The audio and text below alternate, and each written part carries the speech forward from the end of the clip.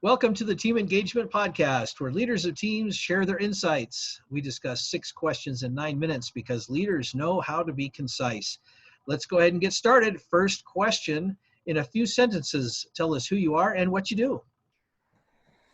So I'm John Voith, co-founder and CEO of Virtudent. We provide virtual and on-site preventive dental services to organizations. We re-engage employees in their preventive oral health care with incredibly convenient options that increase productivity, decrease cost for employers. It's a great model, great model. Well, question number 2, what's the best thing about working with a team? For me, the best thing is that when you have the right culture, when you set up the right culture, it's amazing to unlock the creativity that comes from a diversity of perspectives. And for me as a leader, I love to dig in and hear the diversity of ideas and critiques in order to commit to the right priorities. So for me, that is the best part. Oh, very good. Question number 3, I hear from other leaders of teams that it can be a challenge to get team members engaged. Tell us your thoughts on that. So I found that when people care about what they are doing, they tend to be the most engaged. And what we do at Virtudent then is we have a mission to bring high quality oral health care to all. And we will work very hard in screening of anyone we hire to make sure that they have some alignment to our mission. And that sets it up right from the beginning.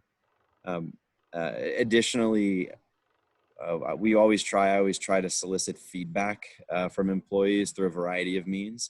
I found that this creates more of helps to create a flat culture.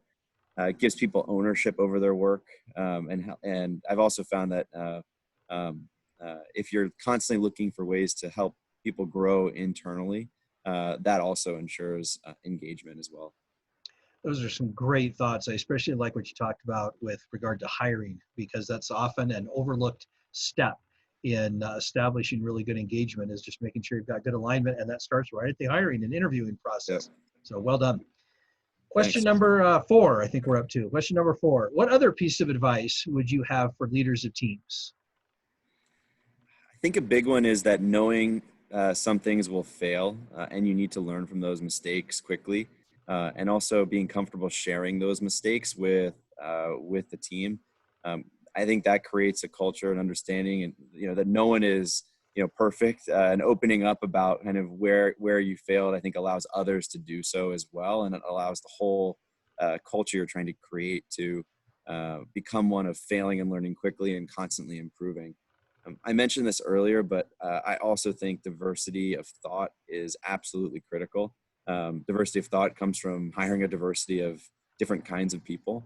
And then one other thing is, I think as a leader, it is necessary to make decisions and ensure the team commits to those decisions. So while I value brainstorming, I think it's really critical to help everyone understand when we're in sort of brainstorm mode versus when a decision has been made and we need to commit. That's a really good point. That's something that is also often overlooked, is the importance of that balance between the brainstorming and, okay, it's time to just get behind the decision and move forward. So thanks for bringing that up. Great comment. Question number 5, what other successful leaders of teams would you like to recognize that have had a positive influence in your life? There's been so many people. I think some quick ones that come to mind, though, are Ed Park and Jeremy Dolinsky over at Devoted Healthcare, Faye Donahue, Alexis McLaughlin. I mean, there's so many others that I've learned from, but I think all of them would be fantastic to be on a podcast just like this. Great. Well, I appreciate those recommendations. Well, question number 6, tell us about your first job. Most of my childhood, I was actually, I contributed to my mom's small business. My mom was a small business owner. She ran a ballet studio. So I was constantly involved with that. I helped with sales by canvassing our neighborhood with advertising flyers, helped order trophies and costumes, helped coordinate recitals. The pay wasn't great, but I am thankful for that experience. I think what was critical for me about that was I learned how small businesses and startup growth companies can truly involve not just the person working there, but the entire family. And I think it's an Mhm. important lesson I take with me as I build Virtudent with the team in place, recognizing how much all of their friends and family are contributing to our success, and how much they all want this to be a big kind of mission oriented goal for all of us. So That's fantastic. I love the family dynamic, and you got some real boots on the ground experience with that there too, didn't you? that's right, exactly. My whole childhood. Great.